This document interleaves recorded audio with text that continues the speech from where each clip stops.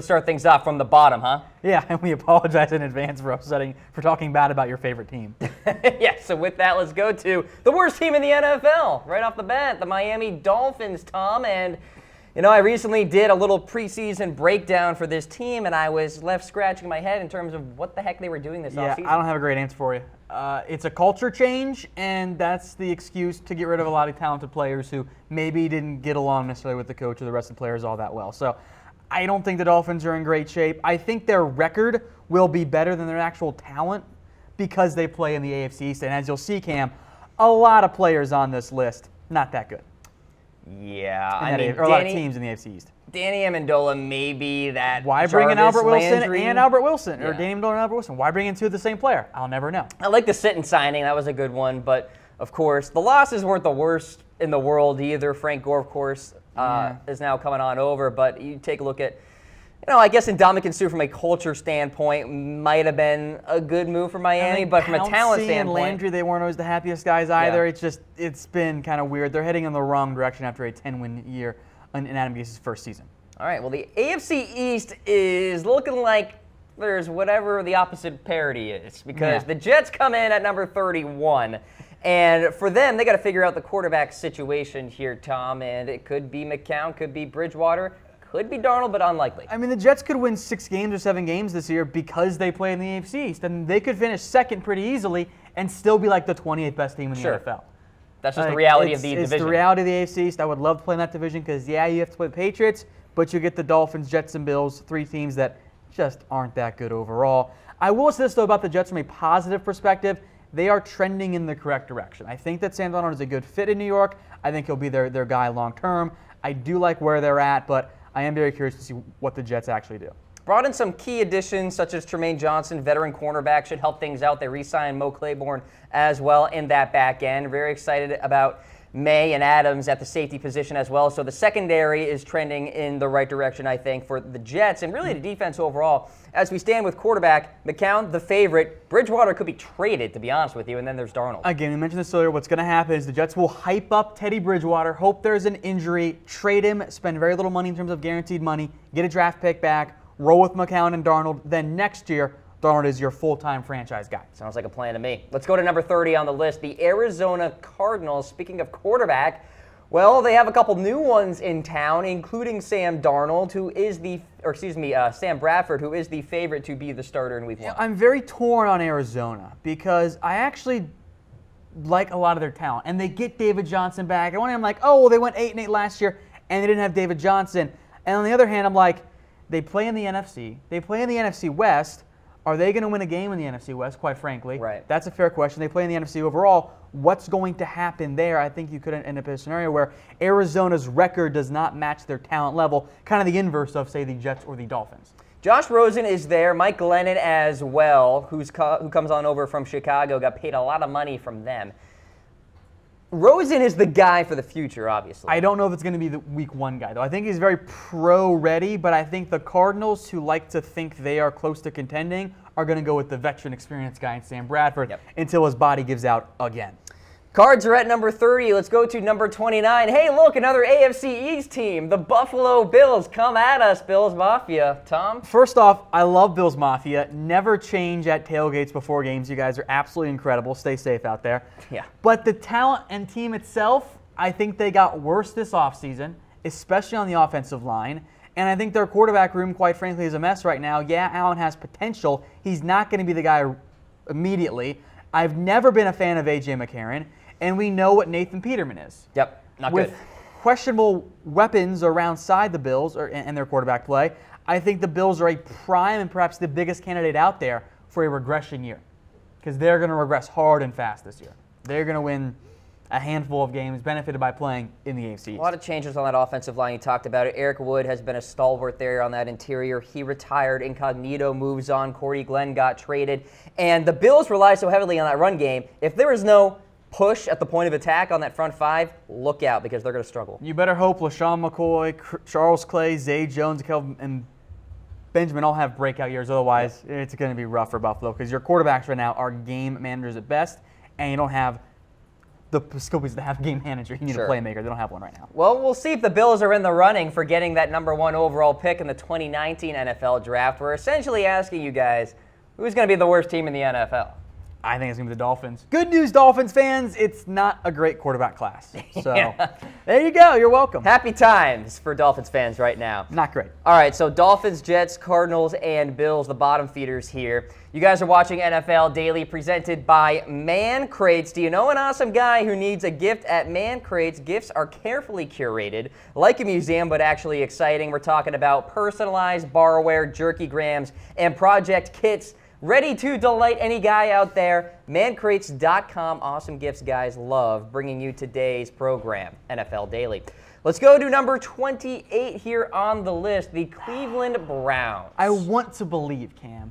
I want to believe this Browns team that drastically overhauled their roster, brought in a bunch of talent, much of it young talent, can be a team that can actually make some noise in the AFC North. Maybe they can get out of the cellar. Maybe they can even make up a playoff run in what, frankly, is just not a very good AFC. But they didn't win a game last year. So how high can we actually push them up the list? And I would feel good to say, hey, the Browns will be above 28th overall, but how much higher are they actually going to be in the end? Well, because we need to see the product on the field first. Exactly. And I think there's a lot of upside with this team. They brought in so much talent. Tyrod Taylor comes over. Jarvis Landry comes over. Carlos Hyde, Chris Hubbard comes over on offense. Those are just some of the notable additions that they had this year. Defense brought in a bunch of young talent as well. But from 0-16 even just to 5 or 6 wins, that's a pretty significant lead. So because of that, I'm not going to overhype them yet. I'm intrigued by this team, but I think they are at least a year, if not 2 or 3 away. All right, so we got the Browns there at number 28. Let's remain in the AFC here and take a look at the Colts at number 27. And Tom, I just wrapped up filming a short for the Colts here in their preseason profile, and I'm just saying this. I think Colts fans are just happy about seeing Luck on the field. And I think that Andrew Luck's return is a big boost for them. We only moved them up a couple of spots from dead last when we didn't know what Andrew Luck's future held, but it looks like he'll play this year, maybe even some in the preseason.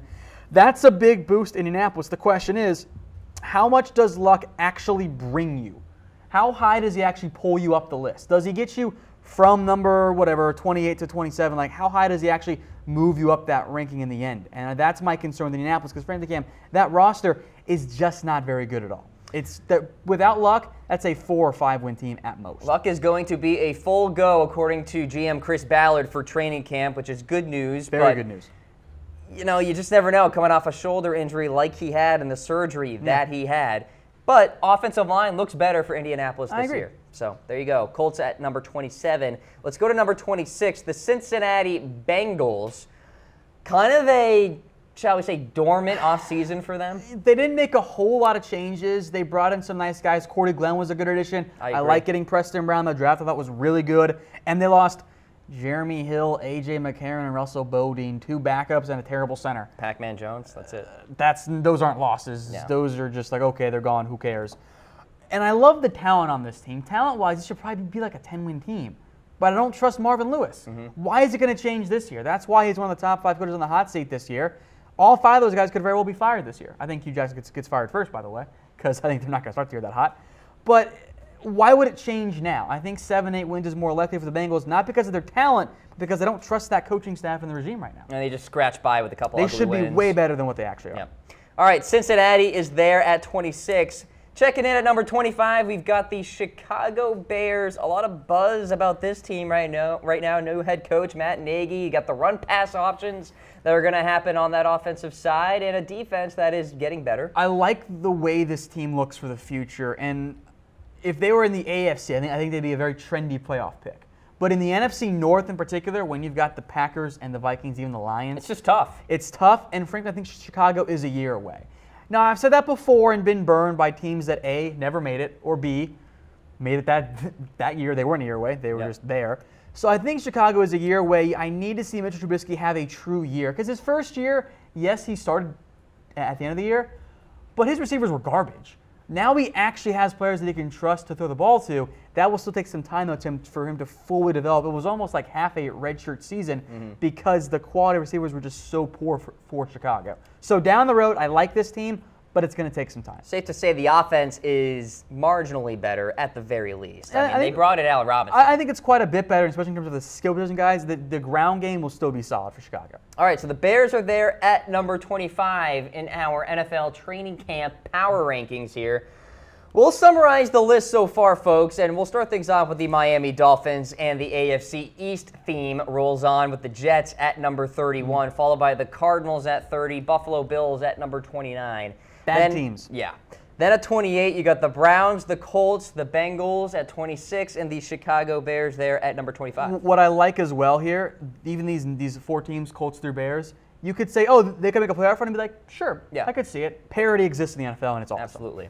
All right, let's go to number 24 now. The Tampa Bay Buccaneers, the team that everybody was picking to make the playoffs last year. Didn't happen. A year away. Record. Burned me. See? Yeah, exactly. So will it happen this year? Well, far less expectations. I mean, they're in the same boat as the Bengals. Talent-wise, they should be a good football team, a borderline playoff team. But do you trust Dirk Cutter? Because I don't. The defense got a lot better. They brought in Vita Vea. They traded for JPP. They signed Vinny Curry, Bo Allen, Mitch Unrein. It's a good defensive front now because you got Joe McCoy too.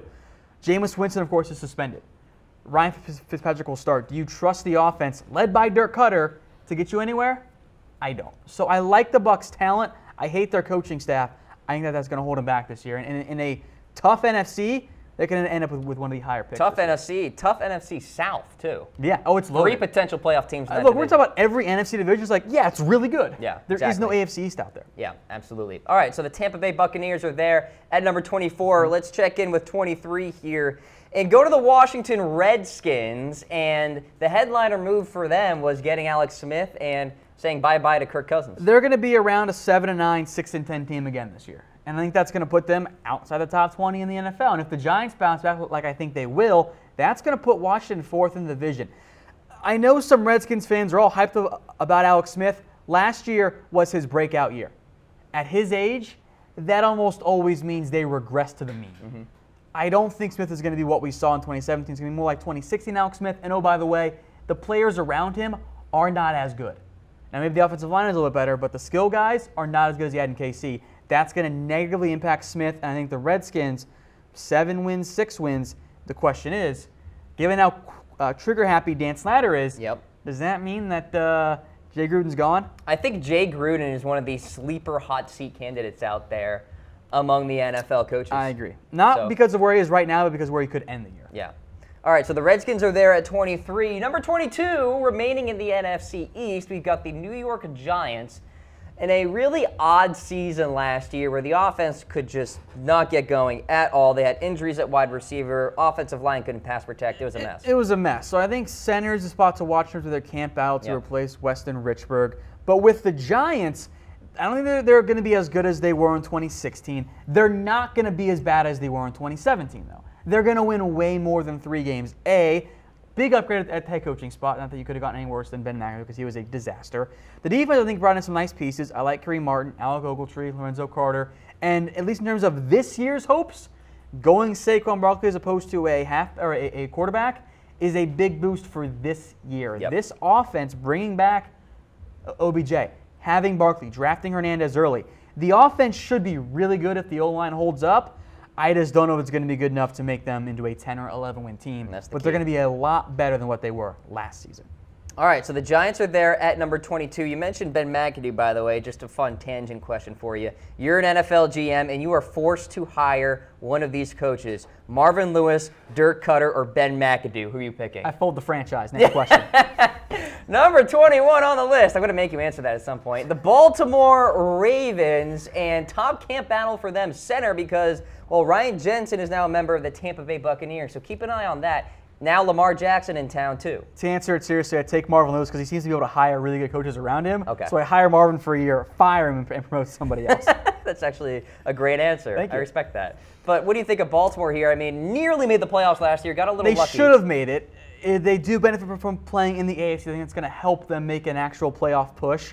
My question is, does the addition of Lamar Jackson, does it kind of light a fire under Flacco? Oh, I think so. Because I've already got that vibe like, oh, Flacco's kind of fired up. Oh, he's PO'd. Which he probably shouldn't have needed that in the first place. Fair. But does he have that redemption year? Absolutely, You'll be he so does. happy. Of course, the I will answer is be. no, he does not, because it's Joe Flacco. I'll be smiling all year. Baltimore's there at 21. I think out of the teams we've discussed so far, the Ravens have probably the most upside to rise up this list. I think so, and I think it's because we've seen them have great success in the past. I think maybe the Giants are another team monitor there, and then long term, I think it's the Bears, frankly. Yeah, if the Bucs, if they ever get it together. All right, so Baltimore's there at number 21. Let's take a look at number 20 here on the list. We've got the Seattle Seahawks, and we're all just kind of scratching our heads about Seattle. I think they're rebuilding. Like, you look at what's happened, and maybe it's not fair because as long as they have Wilson, they're not really going to be rebuilding. But they lost so much on that defense, Richardson, Sherman. Cam Chancellor now counts as a loss as well. And they spent their first-round pick on a running back and just didn't invest that enough in the offensive line, which has been an issue for some time. And, they brought in Barkevious Mingo, and I don't love what they've done so far. And I think my fear for Seattle is we've seen the decrease. They made changes because they knew something wasn't right, and they fire Chris Richard, and they bring in Ken Norton, who was a disaster DC, and they bring in Brian Schottenheimer, who was a disaster OC. I think that they made moves to make changes because they felt like they had to, but I don't think their changes are actually going to benefit the team in the long run. Richard Sherman said that they lost their way, and I kind of think he's right. I mean, he would know better than anybody. He would. And I remember there was the report, I think it was around this time last year, that Seattle was not over what happened in the Super Bowl and they didn't get the ball to Marshawn Lynch. And it was like, oh, that's not true at all. And ever since then, players who have left the team, Cliff Averill, Sherman, have said very similar things. I think the reality is that not giving the ball to Marshawn Lynch and not scoring on that drive really impacted Seattle, and I think has negatively affected them and potentially ruined what could have been a Patriots rivaling dynasty team. You know, if I am an interior defender, I'm licking my chops looking at that offensive line depth chart because the Seattle Seahawks are going to struggle a lot this year, I think, in pass protection and run blocking as well. As far as this question on your screen, are the Seahawks a playoff team?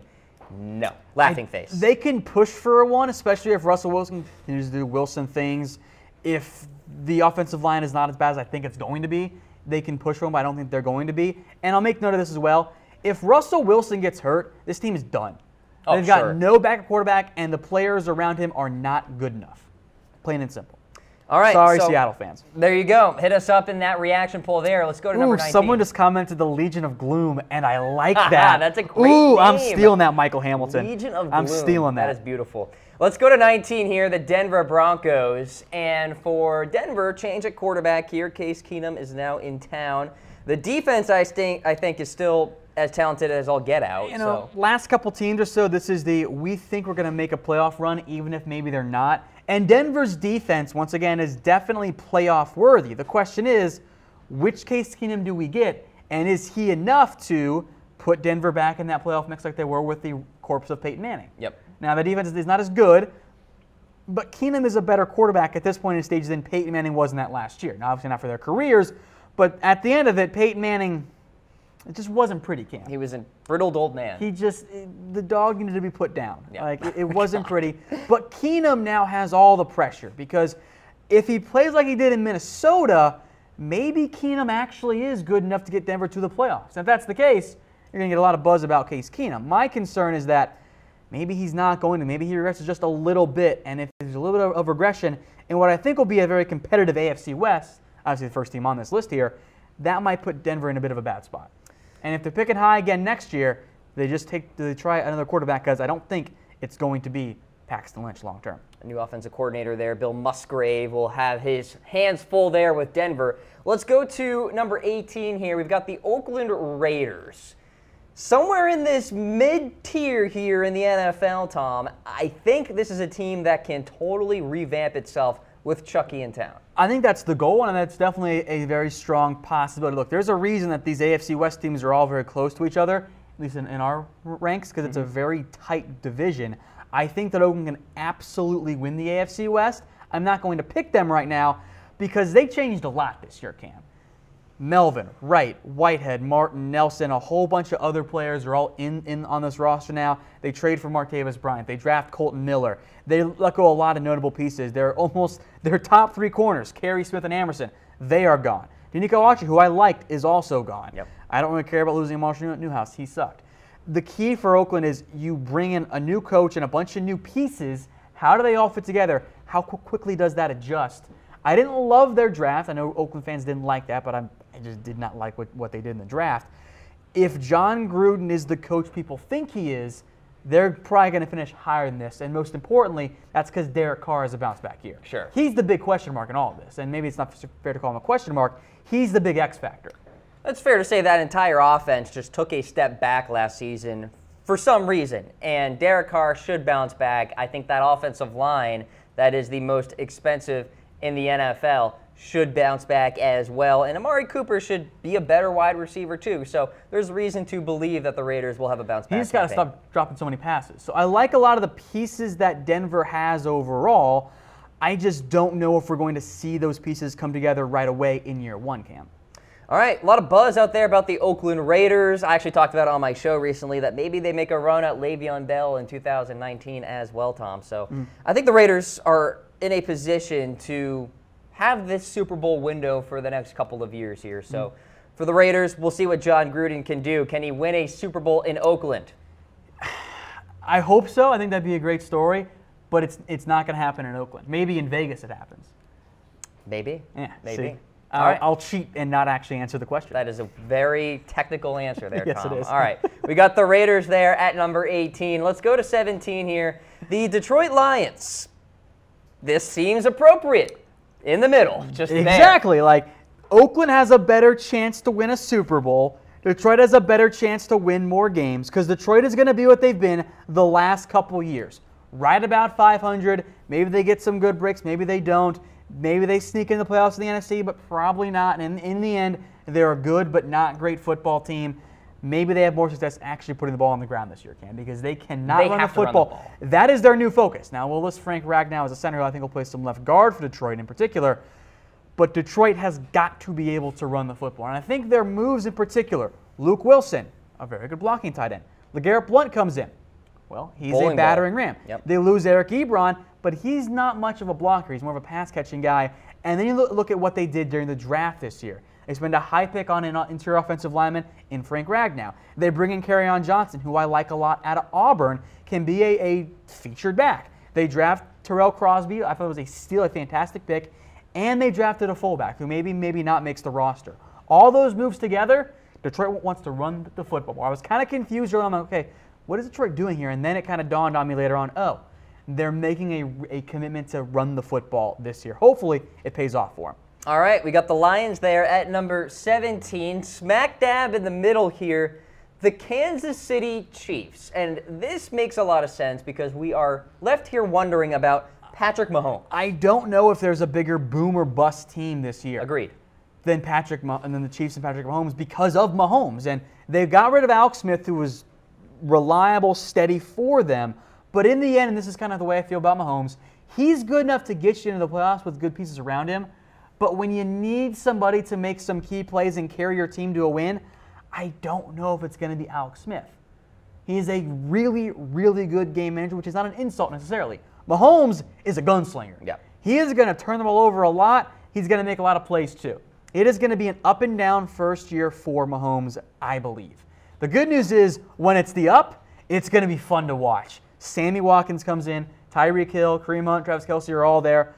It's going to be a fun offense to watch when it works. When it doesn't work, there will be turnovers, and my concern is the defense without Marcus Peters is not going to be able to pick up the slack. So I don't think they make the playoffs. I don't think they're a bad team, but I think they're going to be really inconsistent week in and week out, especially early on in the season.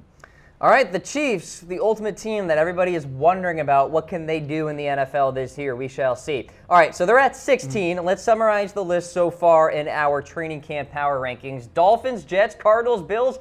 Sounds like the AFC East stinks. Next up, we got the Browns, Colts, Bengals, and the Bears there. Chicago could be a team that could make some noise. Tampa Bay, Washington, New York, and the Baltimore Ravens there at number 21. Then Seattle, Denver, Oakland, Detroit, and the Kansas City Chiefs at 16. Last couple teams there with real playoff hopes, be it in their own minds or in reality. Yep, exactly. Let's go to number 15 on the list here. we've got the Dallas Cowboys. All right, so there's some buzz out there that maybe there is a wide receiver on that depth chart that could step up as a true number one. There's not. That's just not the reality. Then again, it's the same thing about Miles Austin. So yeah, exactly. So for Dallas here, ground game, ground game, ground game. Yeah, there are two ways to look at this Cowboys team. A defense that last year was very good, especially when Sean Lee was healthy, and a ground game that now features a not suspended Zeke Elliott, and an offensive line that is at least top 2, if not the best one in the NFL. The other hand is, well, you don't have much of a run stopper on DT on the interior of the defensive line, and who are you going to throw the football to? Allen Hurns, who's been injured a lot. Tavon Austin's going to be a Lance Dunbar receiver halfback type hybrid. Michael Gallup, Cole Beasley, you lost your 2 best players, Witten and Dez Bryant. Yeah, they weren't the same, but they were still your 2 best guys out there. So for the Cowboys in the NFC, that's the concern for me. Yeah. You play in a loaded division, the NFC East, a loaded conference in the NFC. You have a pretty tough schedule this year. You're going to be a good football team. You're going to probably win 8, 9, 10 games at the minimum. And in the NFC, that might not be enough to get you in the playoffs. You can win 10 games this year, and because the Falcons and Packers and Vikings and Bears and Saints and all those teams exist, you might not get in. So if they were in the AFC, they'd probably be like the 4th best team for me, potentially. But in the NFC, I'm not feeling quite as confident there, and that's my big concern. So in that context of being in the NFC, the Cowboys are, according to you, not a playoff team. I don't think they are. I think they're going to be a borderline playoff team. I won't be surprised if they make it. But if I'm picking my 6 teams to get into the playoffs next year, Cam, I'm looking at teams like the Rams, the Vikings, of course, the Eagles, the Saints, Falcons, Packers, 49ers. Oh, there we go. Right. Panthers too. So at that point, how do you sneak in if you don't win your division? Do you do well enough to get in the wild card in what's going to be a heavily and hotly contested wild card race? All right. Dallas Cowboys checking in at number 15 here in our training camp power rankings. Let's take a look at number 14, and we will stay in the Lone Star State for the Houston Texans now. The entire offensive line could stink, or the entire offensive line could overachieve. I think the offensive line, and we keep mentioning this, but I think for good reason, is the pivot point for this Houston Texans team. It's the difference between if they go 12 wins or if they only win 7 or 8. Because if they cannot protect Deshaun Watson, they're going to be in serious trouble because that offensive line is simply not very good. And we make fun of Seattle's offensive line. Houston's offensive line is the worst O-line in the NFL. And I don't think it's even all that close, Cam. Like, it is not a good offensive line whatsoever. It's bad. It's downright bad offensive line. Yes, they brought in Zach Fulton. He is the only, I think, locked-in starter at his position this year. Henderson, Rankin, Davenport will all compete for 2 jobs up there.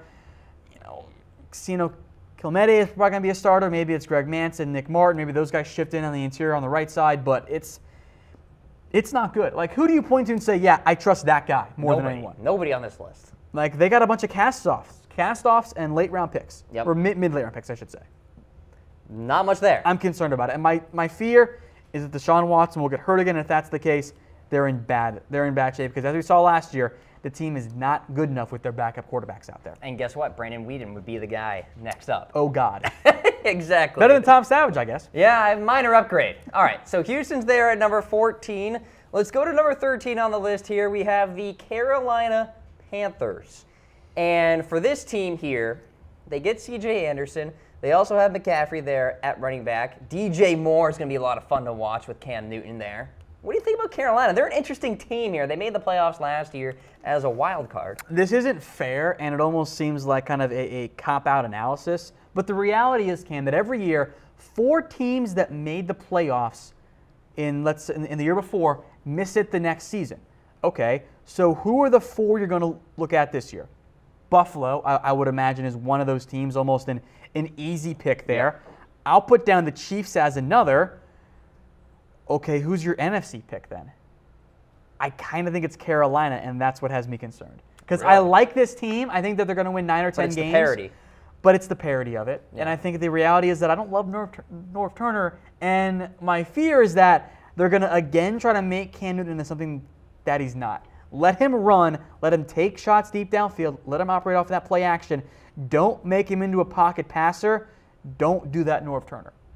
I think that's my fear is that, well, maybe with some injuries up front on defense and some suspensions there with guys like Thomas Davis, maybe all of a sudden things will change for Carolina and they'll just miss after making it for last year. Even though I think this is still a good football team. Again, that's why they're 13th. Right. It's kind of the Dallas Cowboys logic here. It's just a really good conference that you just don't know. Too much depth. Yeah. All right, so Carolina is there at number 13.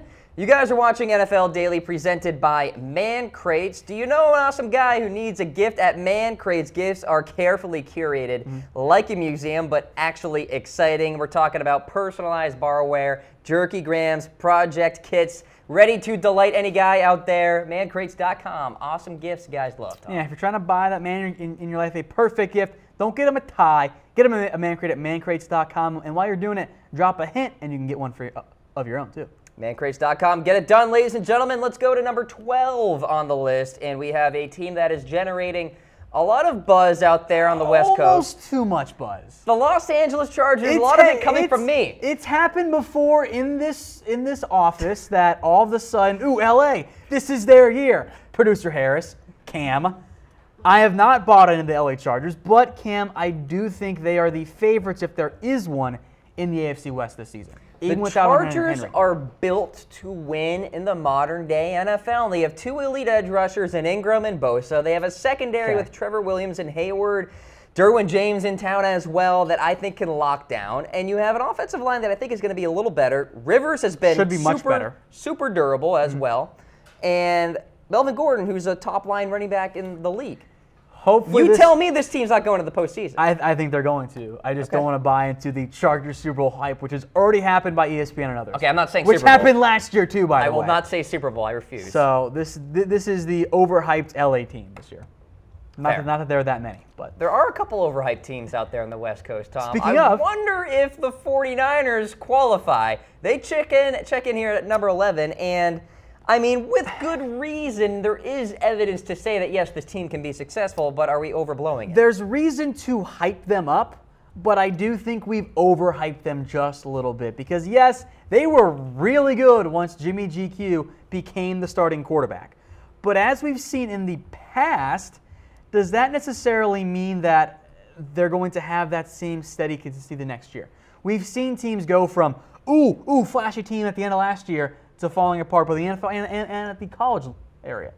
So my fear, and I'm going to buy into the Niners as a playoff team, but my fear is that, this is the team that kind of falls apart, goes by the wayside, and we end up saying, look back, yep, they were overhyped in a big way. Even though I do think they make playoffs this year in the NFC West. Maybe even win. You think so? Wow. Okay. I mean, the 49ers did a lot. They are overhyped, but not by that much. I don't think they're a top 10 team, but again, they're 11. They're really not that far behind. Let us know in that reaction poll. Let's take a look at number 10 on the list here. And we've got the Tennessee Titans, a team I think that can break out in the NFL this season. It's weird because they were nowhere near as good as their 9-7 mark indicates because they got by with a lot of close wins. Their point differential was a disaster. Remember we watched that wild card playoff game together? Coaching staff was terrible. Yeah, we did watch that playoff game together. It was interesting to watch, at least, because we thought they were going to lose that game. It's unbelievable. Number one thing, you got to have a better Marcus Mariota. 13 TDs, 15 interceptions. That's bad, Cam. I make fun of Blake Bortles a lot. That's worse than Blake Bortles. Yeah. Now, I think the coaching staff change is going to be a huge boost for Mariota and a team that roster-wise I love. I think that even if they only win one more game, if that, they're going to be a much improved actual football team this year. I love bringing in Deion Lewis. I love bringing in Malcolm Butler. They had a great offseason. I love their draft class. Yeah. They had two main guys, but it was two of my favorite players in Rashawn Evans and Harold Landry. Huge. So Tennessee did not have that many needs. They brought in some talented players there. I love Landry. I love Evans. I think this is going to be a good team. So I'm going to be the conductor of the Titans hype train this year, even though it might bite me in the butt later on. All right, choo-choo for the Titans faithful out there. They're at number 10. Let's go to number 9 on the list, the Pittsburgh Steelers. And they are the class of the AFC among the likes of the Jags and the Patriots, but can they get over Big Brothers? Plural. Every time we put this list together, I'm like, oh, Pittsburgh should be ahead of Jacksonville. And then I go, oh, Nope. wait, they lost to them last year. Can't be. I can't do it. So I like this Pittsburgh team. I like the Killer Bees. They're going to be a 12, 13, 11, whatever win team again because AFC, they're one of the classes in that conference. But what's really changed with them over the edge after they couldn't do it last year?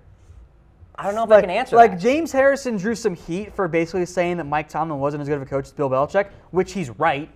The Steelers' talent is much better than New England's on defense, but they don't play as well because even though Mike Tomlin is an above-average coach, I don't think he's a great coach. Yeah.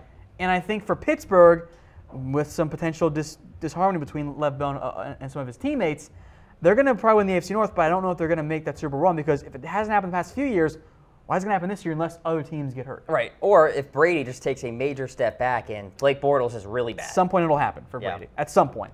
All right, we got Pittsburgh there at number 9. Let's go to number 8, a team that did not make the postseason last year, the Green Bay Packers, mostly because Aaron Rodgers was hurt. Well, there you go. You know. If Rodgers is healthy, this is a playoff football team. Sure. It's really not even all that close. I mean, they went 7-9 last year, throwing out the disastrous Brett Hundley all year long because they couldn't say, yeah, we have a bad quarterback, we should have signed Colin Kaepernick. Hint, hint. But with Green Bay, like, they were so bad without Rodgers. Now that he's back, they're going to be one of the 10 best teams in the NFL. And they're probably going to push the Vikings to win the NFC North again. And if Aaron Rodgers plays all 16 games, it's kind of like the Steelers in Big Ben. That's why they're kind of back-to-back. With their quarterback, they're one of the best teams. Without their quarterback, surprise, surprise, they're not very good. So I think Green Bay is going to have a big bounce-back year. Maybe this year they make it to the Super Bowl, but in a tough NFC, they got a pretty tough path ahead of them. Yeah, the Packers play in a very interesting division, too. I think the Vikings are very much a Super Bowl contender, and the Bears are going to be that scrappy team, I think, that could pull some upsets, spoil a couple parties. Especially at the end of the year. Absolutely. So we got the Green Bay Packers there at number 8. Let's go to number 7, the team that swept the Steelers last year, the Jacksonville Jaguars. Defense is still very, very solid, top down, secondary to front line. Offensive line got Andrew Norwell, too. I mean, this Jacksonville team is built just like that Denver team that won the Super Bowl. Exactly. An incredible defense, a good enough offensive line, some fun skill position guys, a good ground game with Fournette, and a quarterback that is not very good. So I will continue to rag on Blake Bortles until he becomes an actual franchise guy, but Jacksonville knows at the minimum what their ceiling is. This is at least how good they can be. They can probably even be better than that with Bortles. And they came close last year to making a Super Bowl run. With Fournette in year 2 and healthy and some upgraded offensive line players, why not go deeper this year? And the ultimate wide receiver number 2 depth chart. Yes, that's the best way to describe it. Now all of a sudden we're having Keelan Cole, by the way. Oh, that's the new thing, by the Here way. we go. That's the new thing out of Jacksonville. Keelan Cole's the man. Not Keelan Cole. ESPN reporters said Keelan Cole could be the number 1 guy by the middle of the year, which I do not believe. But that's right. Their draft was fun with value picks, more or less, Harrison, Shark, and Taven Bryan. So, yes, Blake Bortles can win a Super Bowl because Trent Dilfer won one, but I don't think he's going to. I'm talking smack about Trent Dilfer. Yeah, I am. And Joe Flacco, too. Oh, please. Yeah. They're not even comparable. Let's not go down this road. Tell you what, tonight I will play the blind test game on Twitter to see if we can mess with Cam. Because we've done it before with Joe Flacco, and Flacco always loses. Shut up. He's a Super Bowl MVP. Type A or B in the comments section. Let us know about Mr. Blake Bortles and perhaps winning the Super Bowl at some point down the line. So the Jags are there at 7. Let's go to number 6 here, and we have a team that was recently in the Super Bowl a couple years ago, the Atlanta Falcons. They choked it up, of course. Talent-wise, this team should be higher than 6th. Yeah, I agree. I don't know if there's a better roster out there, like from top to bottom, without putting overemphasis on the quarterback situation. Like, point to a weakness on this roster. Is it your number 2 guard?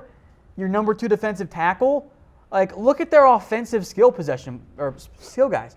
Julio Jones, Mohamed Sanu, Calvin Ridley, Devonta Freeman, Austin Hooper, who's fine when he's your 5th option, or in reality, 6th option this year. I like Ito Smith. Justin Hardy can do stuff if you ask him to at times. This team should have already won a Super Bowl either this year or last year or the year before. And I think that Steve Sarkisian is a big reason why they didn't in recent years, because this Falcons team is so immensely talented. Even in a tough NFC, they should be competing. And my fear, Cam, is that we're going to look back 5 or 6 years from now and say, how did this team not win one? Exactly. Because they're so good. Now, yeah, maybe Matt Ryan isn't the number 1 guy out there, but I think that with this Falcons, the way this roster is built, with a good defense, young, speedy defense, they should be competing each and every year to at least make it to the NFC title game, not getting bounced early. Keyword should. We'll see if they actually Shoulda, woulda, coulda. Exactly. So the Falcons are there at number 6. Folks, are you ready for the top 5 teams in the NFL. We'll get there, but first a word from our friends at Man Crates. Man Crates, awesome gifts for men in real wooden crates, wrapped in a cocoon of duct tape, or housed in ammo cans that are virtually indestructible. Some gifts he'll get to assemble himself. Some gifts you'll beg him to share. And some gifts are sealed inside layers of rock-solid concrete. Gifts guys love, from grilling gear to old-school video games and more. Man Crates, awesome gifts for men.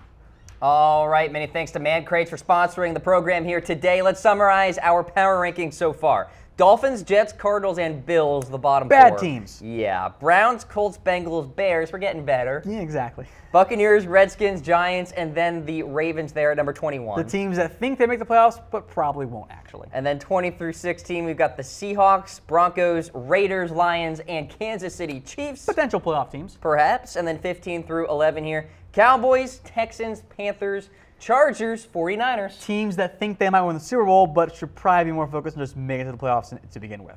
And then 10 through 6 here, we've got the Titans, the Steelers, the Packers, Jaguars, and Falcons. Some playoff teams with maybe a few Super Bowl contenders mixed in there as well. All right, buddy, let's get to the top 5 here. Number 5 on the list for the New Orleans Saints, a team that is in very good position to make a run, Tom. Win a Super Bowl one more time for Drew Brees, and Do also it. get him an MVP. Yes. Please. It is a crime that he hasn't won one before. Because there have been several years where you look at the numbers and it's like, oh, why didn't he win? Oh, because the Saints defense was terrible and they won 6 games. Now they have a defense. That's like 2 or 3 reasons why, 2 or 3 years why Brees hasn't won the MVP. Mm-hmm. The defense, though, as you mentioned, Cam, is a lot better this year. Now, last year, I thought that they overachieved, so their moves, let's spend a lot of money or draft someone at each area of the defense. The defensive backfield, Patrick Robinson comes over. Demario Davis at linebacker, and then Marcus Davenport up front. All of a sudden, boom, you've helped provide at least some insurance against regression, which I thought was going to happen for this defense with New Orleans. So some really smart moves there. Maybe overly aggressive in terms of trading to go get Marcus Davenport. But I like where the Saints sit right now. I think overall they're in very, very good shape. They're going to be a fun team to watch this season. Very excited to see what they can do on the football field. So the Saints are there at number 5. Let's go to number 4 here on the list. The Los Angeles Rams. Perhaps they won the offseason, but does that mean they win Super Bowl 53? Well, I don't know about that one. Yeah. And I think that for the Rams, they're at number 4. They remain in good shape. And this is a fun team. This is a very talented roster with a lot of new fun toys to play with on both sides of the ball. Marcus Peters, Aqib Talib, Brandon Cooks, Ndamukong Suh. We didn't fit all 4 names up there in the additions graphic. And yeah, they lost Amy Watkins. Yes, they lost Alec Ogletree. But I think this Rams team, especially on offense, is going to be electric. Brandon Cooks, Robert Woods, Cooper Kupp. It's a pretty good trio there at receiver. And oh, by the way, Todd Gurley too. Oh, that guy. Yeah. The offensive player of the year. So they're in pretty good shape right there. No doubt. All right, the Rams are at number 4, legit Super Bowl contender, ladies and gentlemen. We'll see what they can do. Let's go to number 3, the New England Patriots, the Vegas favorite to capture the Lombardi Trophy. Because they're the AFC favorite, if not outright clear-cut frontrunner. Because it's Jacksonville, Steelers. You can throw in the Chargers if you want. Someone yelled at me on Twitter for not including them in the mix. Okay, we'll put LA there too. The Patriots, though, are a clear-cut top team. Yep. Even though Kane likes to keep mentioning that there's been some fractures in the foundation of the dynasty. And there's a little something happening at times. This team is still built to win. Like, they're not going to go away as long as Belichick and Brady are doing Belichick and Brady things. So I think they're in great shape overall. They're going to continue to have success.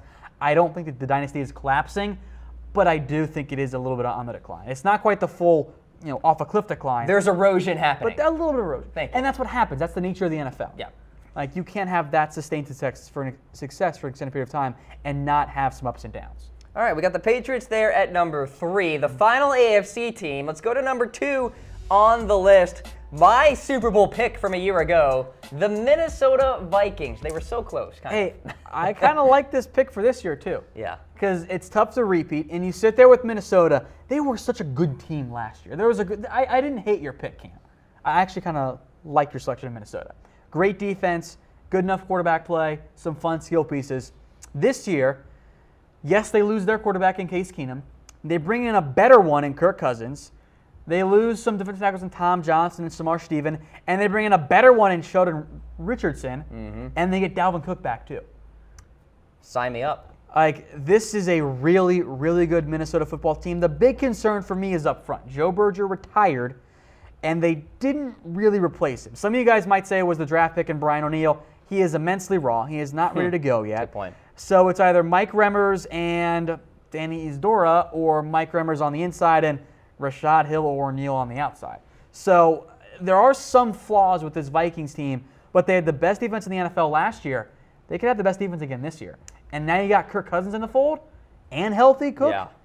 Sign me up. I really love that defense. It's going to be fun to watch in Minnesota this season. And by the way, big-time Week 1 game against the 49ers. They can shut up all that hype. Yes, they can. In San Francisco, if they can take down San Francisco there. God, I love the NFL. All right, what's your early Super Bowl 53 prediction? Let us know in comments. We'll be tracking what you guys say as you are watching NFL Daily, presented by Man Crates. If you know an awesome guy who needs a gift at Man Crates, gifts are carefully curated like a museum, but actually exciting. We're talking about personalized barware, jerky grams, and project kits ready to delight any guy out there. So mancrates.com, awesome gifts guys love. Get it done, ladies and gentlemen. So the Vikings are there at 2, Tom. The #1 team in the NFL, the Super Bowl champion Philadelphia Eagles. We're showing some respect. Process of elimination, and frankly, I saw some comments asking if the Eagles were a one-hit wonder. I don't believe that they are. I think this Philadelphia team is built to last, provided that it was Doug Peterson's vision, not a Frank Reich or John DeFilippo vision on offense. I think it was Peterson. And provided that Wentz is healthy and going to go, which I do think will be the case. And I look at what Philadelphia has with their roster. They're not coming up on a bunch of players that are going to leave. They're actually pretty much contracted out going forward. The issue is, Cam, yeah, they're not going to go away, but it's really tough to Complacency, repeat. Folks. It's just tough to repeat. The parity is so rampant in the NFL, and that's a good thing. I mean, look, you had one team make it back to the Super Bowl. That was New England last year. Denver missed it. New England lost in the title game. Seattle lost in the title game. Baltimore missed the playoffs as well. It's tough to repeat because the Eagles went from that underdog mentality, which was so perfect for them. They used it so well. That doesn't fly now. They're the overdog. You can't say you're the underdog when you just won the Super Bowl. You are now the hunted team out there. Everyone wants to take you down. That's going to make things more tough on Philly. And I think in the end, they win the NFC East. They deserve to be the #1 team. But I think it's going to prevent them from going back-to-back because it is just so difficult to do so. Haven't seen it since the early New England Patriots in the 2000s. It's tough. All right, let's summarize our training camp power rankings here. We got the Dolphins, Jets, Cardinals, and Bills, your bottom 4 teams. Browns, Colts, Bengals, Bears, 28 through 25. Then you got the Buccaneers, Redskins, Giants, and Ravens, 24 through 21 there. 20 through 16, Seattle, Denver, Oakland, Detroit, and then Kansas City. Then you get towards the top, Dallas, Houston, Carolina, the Chargers, and then you've got the 49ers at number 11. A lot of hyped teams right there. That's the hype category right there. 10 through 6, Tennessee, Pittsburgh, Green Bay, Jacksonville, and the Atlanta Falcons. Some Super Bowl favorites mixed in there. And then the top 5 teams in the NFL right now, the Saints, the Rams, the Patriots, the Vikings, and the Philadelphia Eagles. So there you go, ladies and gentlemen.